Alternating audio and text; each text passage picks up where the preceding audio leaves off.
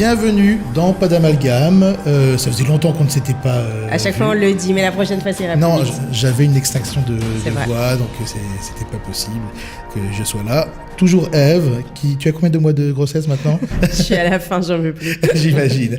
C'est un sujet que l'on voulait aborder déjà depuis quelques temps. Là, on profite de l'ouverture du studio à Tel Aviv pour aborder ce sujet-là, qui est justement de savoir si la gauche israélienne est encore vivante, moribonde, électroencéphalogramme plat. On va discuter de tout ça avec nos deux invités. Donc, tout d'abord, on va commencer par Dorit Fredge. J'ai noté ton poste qui est doyen adjoint de la faculté de droit de l'université de Tel Aviv. Bienvenue. Merci. Et on a, bien sûr, quand on parle de gauche en Israël et que l'on a besoin de francophones, il y a Marco Sarabia, qui est membre du comité de direction du Parti travailliste. C'est ça. La raison pour laquelle on a fait cette émission, c'est suite à une petite discussion que j'avais eue avec une électrice traditionnelle de gauche et qui m'a dit, moi en Israël, je ne vote pas pour la gauche, j'ai un problème, j'ai un blocage actuellement. Et donc, je comprends ce blocage et on est beaucoup à avoir une tendance qui peut être à gauche et se dire, on n'y arrive pas, il y a des problématiques, on ne se sent pas du tout représenté. Et ça peut expliquer également les échecs successifs de la gauche, et on va un petit peu discuter de tout cela. Et bien entendu, on a la chance d'avoir des élections qui arrivent très bientôt. On avait prévu d'ailleurs, Ève, l'émission on avait vu. On était très visionnaires. Merci, Bibi. Exactement. Et donc, on va bien sûr parler des élections qui vont arriver le 9 avril. Le 9 avril, où pour l'instant, on peut le rappeler quand même, Avi Gabay et le parti Avoda sont quand même pas très très bien placés dans les sondages. Les premiers sondages. Exactement, c'est le Likoud qui, pour le moment, est en tête, ce qui est un peu normal vu que... Suivi de deux partis, on en parlera plutôt centre-droit, mais en tout cas pas la gauche. On va commencer avec Dorit, parce que toi, tu étais longtemps au Parti travailliste. Tu ne l'es plus, ce qui est très intéressant dans notre discussion. Comment est-ce que toi, tu expliquerais un petit peu les échecs successifs de la gauche, et est-ce que c'est lié justement à ce recul que tu as pris ? Alors moi j'étais vraiment très très active au Parti travailliste. Quand je travaillais à la Knesset, j'étais donc affiliée au Parti travailliste. Je travaillais avec une députée travailliste, Einat Wilf. Et déjà à l'époque, j'avais constaté quand même un certain nombre de choses qui me posaient problème. Mais je tiens d'abord quand même à dire que même si je n'ai pas ma carte pour cette année et pour l'année dernière, c'est quand même ma maison, le Parti travailliste. C'est quand même ma maison idéologique, c'est mon socle idéologique. Et malgré tout, tu n'as pas renouvelé. Non, je ne l'ai pas renouvelé parce que, alors, si on remonte en fait dans l'histoire de la gauche israélienne, je pense que l'erreur fatale de la gauche, ça a été de tourner le dos aux séfarades. Quelque part, sans le vouloir, mais la droite a embrassé les séfarades. On se souvient de Begin qui... Begin a ouvert ses bras, et jusqu'à aujourd'hui d'ailleurs, on rend bien, les séfarades le rendent bien au Likoud. Et il y a quelque chose que la gauche israélienne a loupé, quelque chose d'historique, qui fait qu'il y avait un réel combat social à mener pour l'intégration des séfarades. Quand tu dis que la gauche a renoncé aux séfarades, tu veux dire que la gauche... je comprends que la gauche est associée à l'élite pour la société israélienne. C'est ça que tu veux dire ? Oui, alors je ne veux pas entrer dans ces stéréotypes parce que moi je pense qu'aujourd'hui, il faut arrêter quand on parle de la gauche, il faut arrêter de parler uniquement des partis. Il existe en Israël... Et on le voit aussi avec les sondages. Il y a quand même 52% des Israéliens qui ont été interrogés qui disent qu'ils ne veulent plus de Netanyahou. D'accord ? Ça veut dire quelque chose. Ça veut dire qu'en Israël, en tout cas dans le champ des idées, pour ce qui est de l'idéologie, de cette vision d'un État juif et démocratique, il y a quand même une majorité des Israéliens qui se retrouvent dans ce socle idéologique qui est de centre-gauche. Et donc, quelque part, moi je pense qu'il faut sortir de ces traits limitants de parler uniquement des partis. Il y a effectivement une crise du leadership, il y a effectivement des guerres d'ego au Parti travailliste, il y en a toujours eu traditionnellement qui ont coûté cher. Mais il y en a à droite aussi. Oui, c'est ce que j'allais dire. Voilà. Mais pardon, ma question sur l'élite, c'était pas sur l'intérieur du parti, c'est-à-dire que la société israélienne pauvre, elle se reconnaît dans la droite, pas dans la gauche, en général. Alors, je pense que ça s'est fait un petit peu de façon... parce que, je veux dire, la gauche israélienne est celle qui lutte pour le droit des minorités. Ok ? Il faut quand même le rappeler. Je suis d'accord pour dire qu'il n'y a pas beaucoup de mixité sociale quand on parle de la gauche israélienne. Je suis la première à le dire et j'ai aucun problème à le dire. En tout cas, à haut niveau. Marco, tu es d'accord avec moi ? Alors, justement, j'ai quelques réserves. Justement, Marco, t'as quelques réserves. Parce que je sais pourquoi tu dois avoir des réserves, parce que justement, elle parle un petit peu de sortir des partis. Toi, tu es au Parti travailliste. Comment est-ce que toi, tu expliques un petit peu ces échecs et justement cet écart qu'il y a entre ces 52% qui ne veulent plus de Bibi ? Alors, je veux juste terminer là-dessus, Oui. Et Marco, tu nous donneras ton avis. Mais je pense que, en fait, on a tendance à dire, voilà, les minorités ne se ressemblent pas, ne se retrouvent pas, ne s'identifient pas à la gauche israélienne.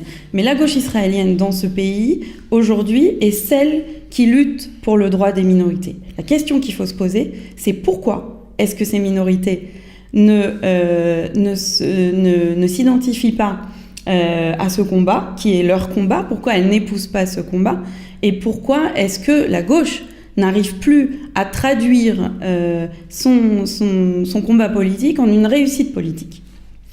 Alors, d'abord, je suis content que tu aies rappelé le combat social du Parti travailliste, que c'est le parti des travailleurs avant tout, et la plupart des propositions de loi qui ont été faites par le groupe parlementaire du Parti travailliste ont une vocation sociale, d'égalité sociale, et ont beaucoup contribué à la qualité de vie des travailleurs et aux droits des travailleurs. On rappelle que Marco, tu es un vrai de vrai. La dernière émission, tu es venu en salopette, tu viens dans un kibbutz. T'es vraiment à la base, t'es le vrai travailliste. C'est le vrai. Voilà, c'est ça. Mon père était ouvrier, ma mère aussi, et mes grands-parents aussi. Juste sur je fais une toute petite parenthèse, parce que j'avais accueilli Yehuda Glick il y a quelques mois en studio, et qui me disait qu'il n'avait pas de problème, par exemple, sur des questions sociales d'ailleurs, à travailler avec des gens du MRS, etc. Donc il y a au quotidien dans la Knesset... Mais c'est ce qui est triste, c'est qu'on entend trop de likoudniks qui sont d'accord avec nos positions, avec notre idéologie, avec notre combat, mais qui nous combattront de manière jusqu'au bout, uniquement parce qu'on est de gauche. C'est-à-dire qu'il y a un stéréotype, il y a un problème de marketing de la gauche. Ça n'est pas un problème de contenu. À mon avis, nous sommes dans le vrai. Nous voulons la justice sociale, nous voulons la paix pour le pays d'Israël. Et le mot paix, il n'est pas dans des programmes, dans aucun problème, à part le nôtre. Il faut bien se dire que le mot paix a été abandonné par toute la droite, et même le centre-droit n'en parle plus. Alors, c'est-à-dire que je pense que la paix et la justice sociale vont de pair. T'as dit un mot très intéressant sur... c'est un problème marketing. Qu'est-ce qu'il faut en gros ? Quel est le problème ? Qu'est-ce que toi tu voudrais modifier ? Ou peut-être pas forcément ce que toi tu voudrais modifier, mais ce que tu entends ailleurs à gauche, pas forcément chez les travaillistes, et les feedbacks que tu entends. On a été trop longtemps sur la défensive, c'est-à-dire que la droite nous a mis sur la défensive, nous a accusés de tous les maux de la terre. Chaque fois qu'il y a un attentat, ils nous ont traités d'avoir du sang sur les mains. Alors que même si depuis 20 ans, il y a des attentats encore, et la droite jamais n'a entendu cette expression, vous avez du sang sur les mains de la part de la gauche. Je sais d'ailleurs. C'est-à-dire notre style est aussi différent. Il est moins agressif, et on a plus de respect pour les autres, et peut-être que ça ne paye pas. La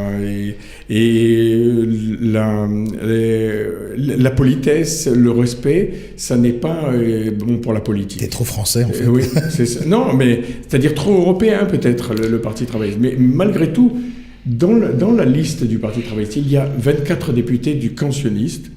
24 députés, et la moitié sont séfarades. La moitié sont séfarades. Alors, c'est-à-dire qu'il y a entre le stéréotype et la réalité, il y a parfois un abîme. Et c'est encore le problème de marketing. Oui, exactement. Moi, je crois qu'il faudrait un jour faire venir un copywriter pour quelqu'un qui vient uniquement du commerce pour pouvoir vendre tous les acquis qu'on a eu, tout le travail qu'on a fait à la Knesset. En fait, c'est pas juste un problème de communication. Je crois que quand on dit qu'on est de gauche dans ce pays, de plus en plus, ça provoque la colère. La colère, c'est-à-dire taisez-vous, on va dans le mur la curiosité. Voilà, mais on est aussi le bouc émissaire. Mais ça provoque une violence assez incroyable. Le bouc émissaire, parfois, il est nécessaire dans une société pour pouvoir substituer la violence et de tous contre un au danger de la violence réciproque. En fait, la violence réciproque, parfois, ce bouc émissaire peut éviter une guerre civile, parfois. Est-ce que c'est pas un peu naïf ? Est-ce que là, on n'est pas dans la caricature du discours ? On a trouvé le rôle du Parti travailliste. Non, mais parce que, je vais vous dire... Dorit, non, attendez, je finis juste, Dorit, excuse-moi. Et en fait, quand on a quelqu'un à qui accuser, eh bien, on se sent mieux. On se sent mieux. Il y a un coupable. Parce que, tu vois, on voit, par exemple, un exemple qui n'a rien à voir et pourtant qui a tout à voir. Par exemple, le crime de Tahir à Katzrin, il y a 20 ans, et la police était tellement désireuse de trouver un coupable, et la colère grondait dans le peuple, on avait peur pour nos enfants, qu'elle a trouvé un coupable à tout prix. Et ce coupable-là est en train de payer une erreur judiciaire depuis trop longtemps. Tu veux dire que le Parti travailliste est en train de payer les... Oui, je pense on veut absolument pouvoir pointer du doigt quelqu'un, tu dis que c'est... Oui. Est-ce qu'il n'y a pas une responsabilité du Parti travailliste dans ça ? C'est-à-dire qu'en gros, je vais défendre un peu la droite quand même. Oui. La droite, en gros, est en train de jouer son rôle en faisant ça. Et je pense que la gauche n'aurait pas de problème forcément à faire l'inverse si les situations étaient renversées. Je vais juste donner la parole à Dorit. Oui. Moi, je pense que c'est je vais un petit peu nuancer, si tu permets, Marco, selon moi. La gauche est dans une espèce de torpeur, d'impuissance depuis la mort de Rabin. Ce qui peut se comprendre. J'en avais parlé au micro d'Olivier. Pour moi, la gauche ne s'est pas relevée du mort de Rabin. Et donc, ça va peut-être être l'occasion de le faire, mais c'est la première chose. La deuxième chose, c'est que à l'époque où je travaillais à la Knesset, c'est-à-dire pour la Knesset 18, il y avait un travail parlementaire commun entre le Likoud et le Parti travailliste. Il y avait un socle de valeurs démocratiques commun très très fort entre les personnes du Parti travailliste et les personnes du Likoud, ce qui nous permettait de faire un vrai travail ensemble.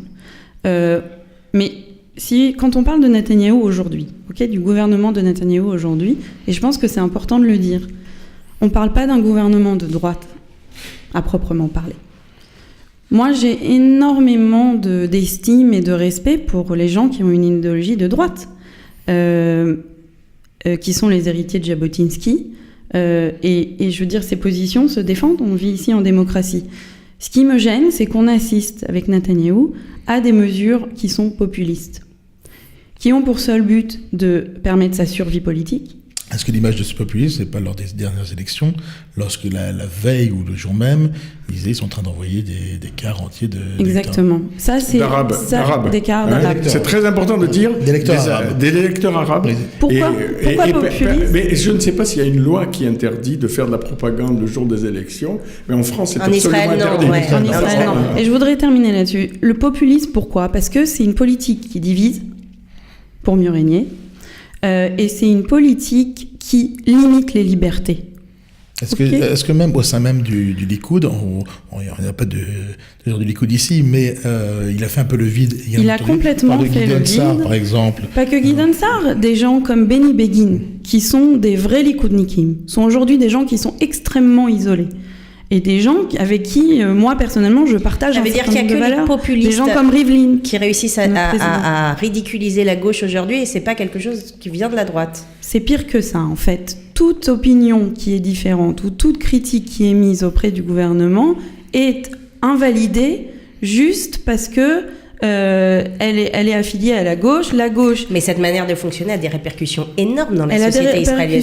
C'est pas juste au plus haut niveau. Non, elle a des répercussions énormes qui sont qu'aujourd'hui, c'est difficile de se réclamer d'un idéal de gauche en Israël. On est tout de suite stigmatisé. et que le débat démocratique a été confisqué. À partir du moment où le débat démocratique est confisqué, la gauche se retrouve le dos au mur. Alors on peut dire qu'il y a des problèmes de marketing, mais quand vous êtes attaqué tous les jours sur les réseaux sociaux... Tu connais ça, je pense. Oui, je le vis au quotidien, je suis sûre que Marco aussi, mais quand votre Premier ministre, qui est mon Premier ministre aussi, Netanyahou est notre Premier ministre, il doit représenter tous les secteurs et tous les courants de la société. Il ne me représente pas. Il ne nous représente pas excuse-moi. Parce que quand il écrit sur son statut Facebook, la gauche doit faire son examen de conscience, ça laisse entendre que la gauche est en fait un criminel. Simplement, l'idée...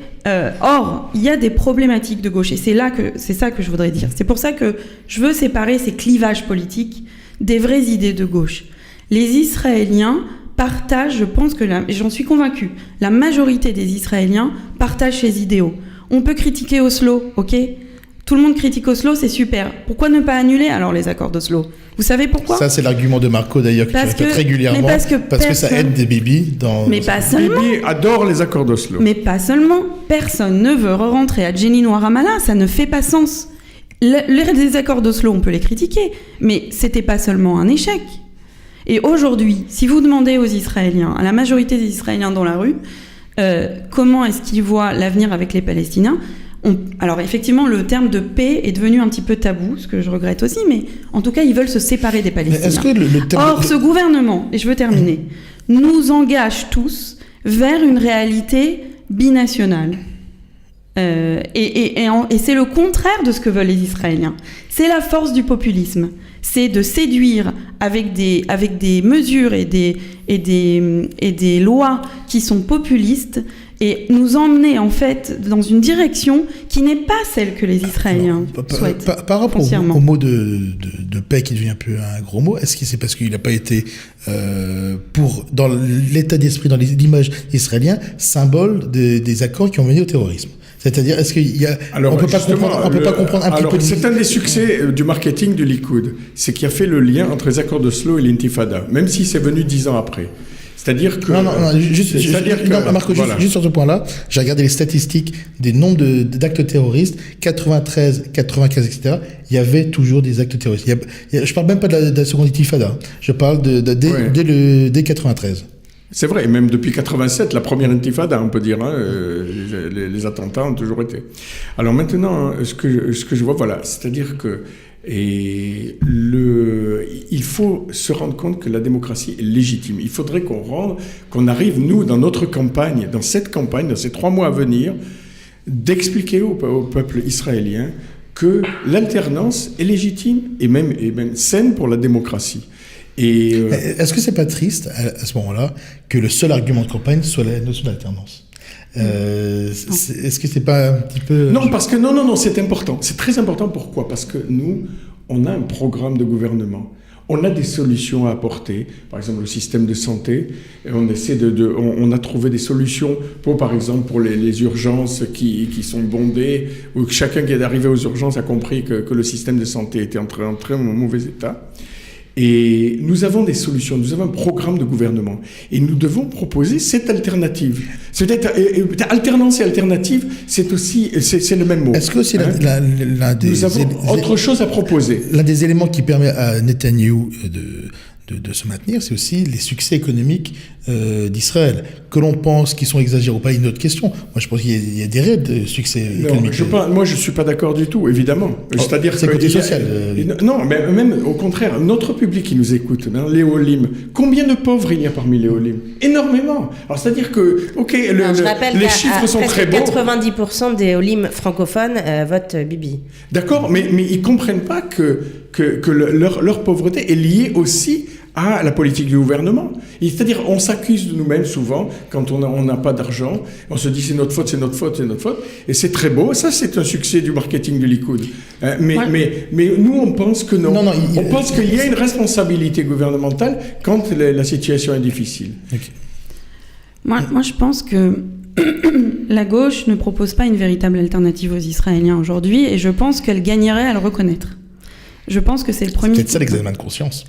Non, c'est pas celui que j'ai passé. C'est pas un examen de conscience. C'est j'ai expliqué pourquoi la gauche était dans une constellation très très compliquée, le dos au mur, toujours sur la défensive. Et je pense que quand je dis la gauche, je préfère parler du centre-gauche. Parce que je pense qu'aujourd'hui, les Israéliens doivent foncièrement se poser la question, est-ce qu'ils veulent rempiler avec Bibi ou pas? Ok?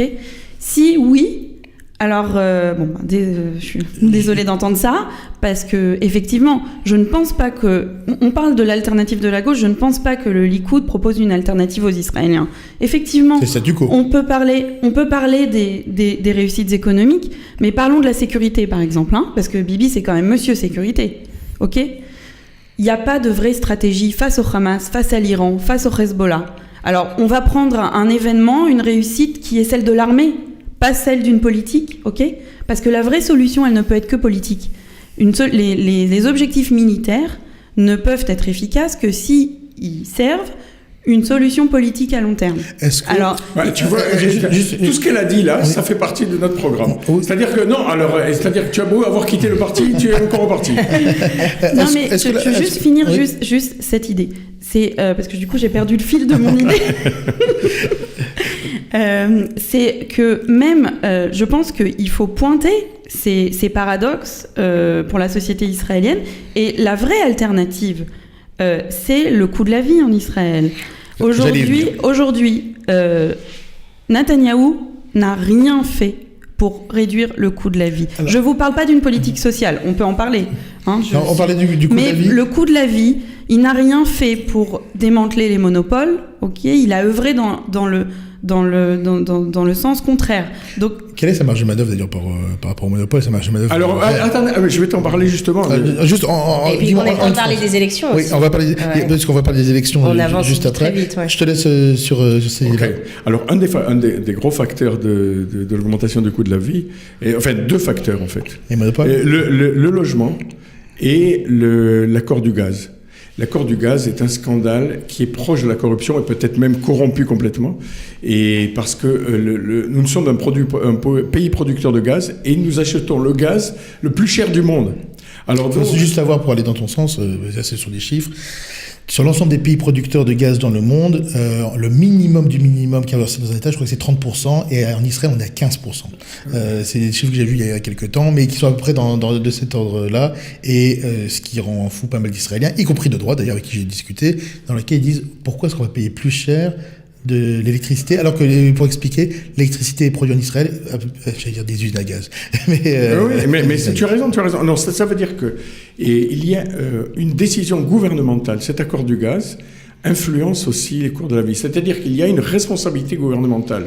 Et jusqu'à présent, l'accord du gaz avait été présenté comme bon pour le pays, mais en fait, il est très mauvais pour le pays. Et même en plus... Diplomatiquement, ça peut être plus intéressant. En dehors du coût de la vie, il peut y avoir des aspects avec Chypre, la Grèce, etc., qui peuvent être intéressants. Mais pourquoi la charité bien ordonnée commence par soi-même? Pourquoi moi je ne dois pas profiter du gaz et le vendre à moitié prix en Égypte ou en Chypre? Juste une question un petit peu... Je pense qu'avant le gaz, effectivement, ce dont tu parles, Marcos, c'est extrêmement important, mais je parle de problématiques beaucoup plus simples.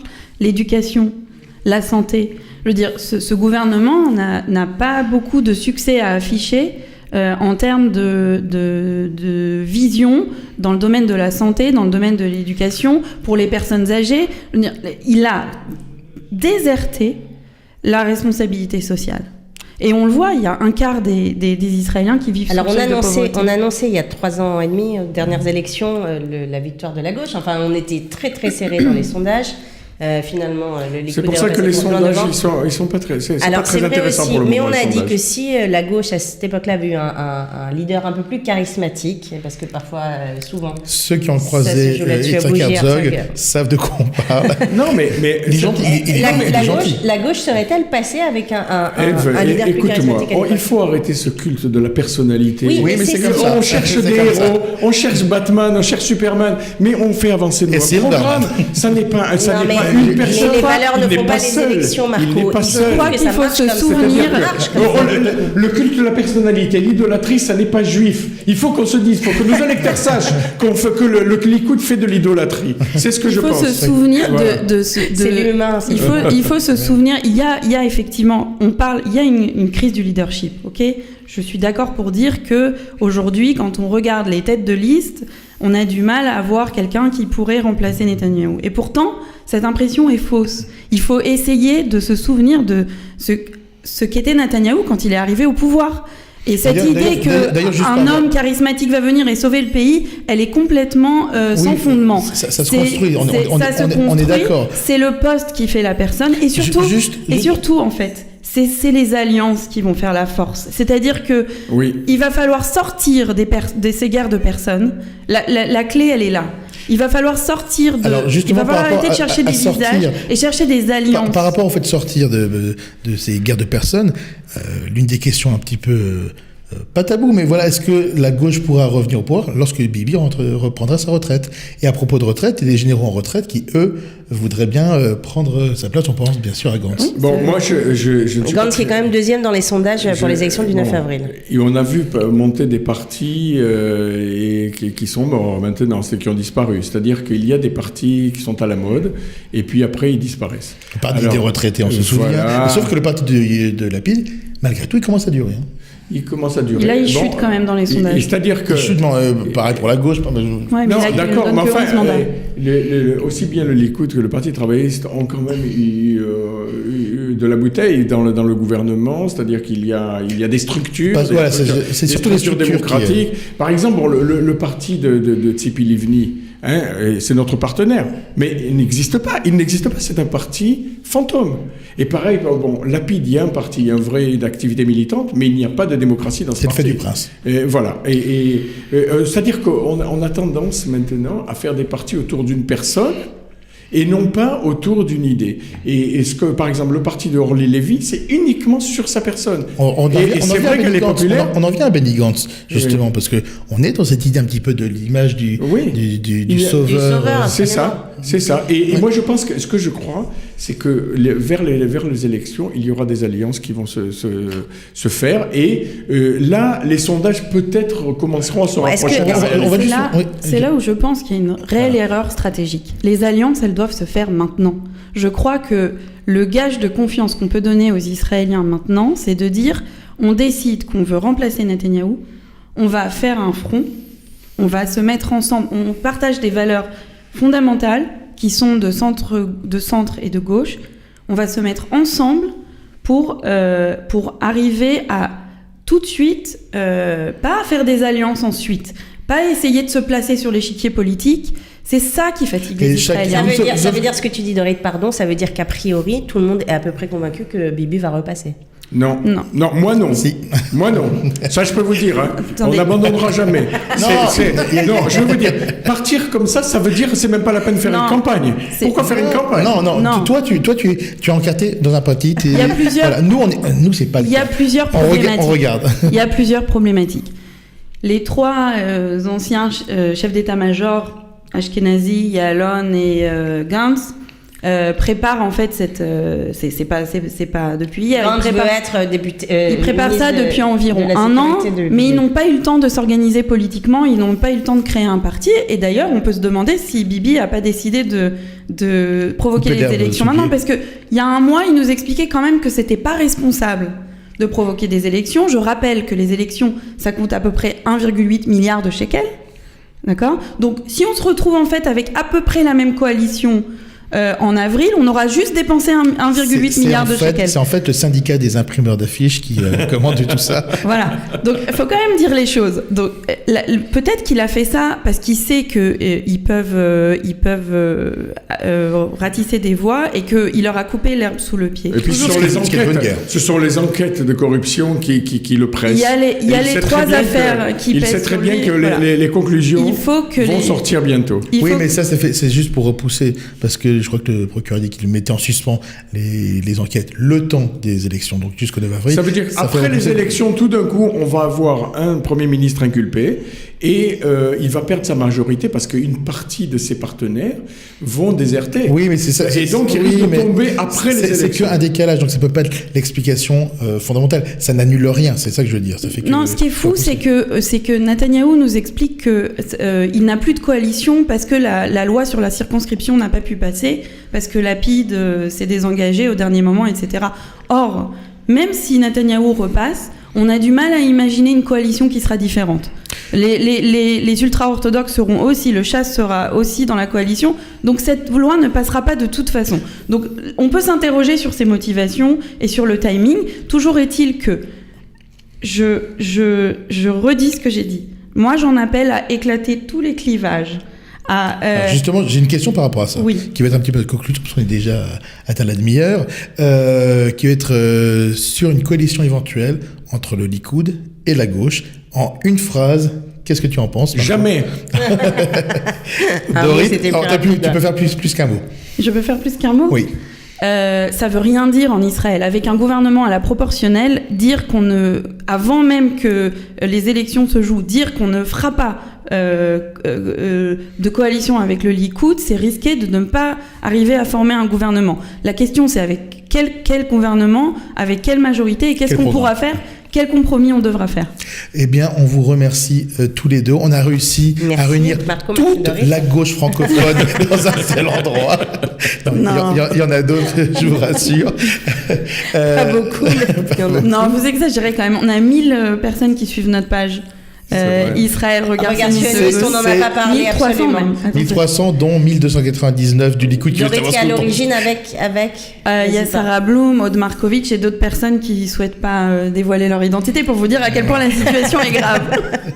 Eh ben, on vous remercie tous les deux. Merci, on ne sait pas quand on se revoit, mais peut-être que tu auras déjà couché. J'espère avant, parce que j'espère avant. T'en peux plus. Pour nos multiples téléspectateurs. Bonne chance. Merci à vous tous. On vous dit à très très bientôt. On essaie de vous préparer d'autres sujets et programmes intéressants. En tout cas, merci à vous deux d'être venus, de vous être déplacés jusqu'au studio de Tel Aviv que l'on inaugure cette semaine. Merci à toi, Israël. Merci. Merci. Au revoir. Merci.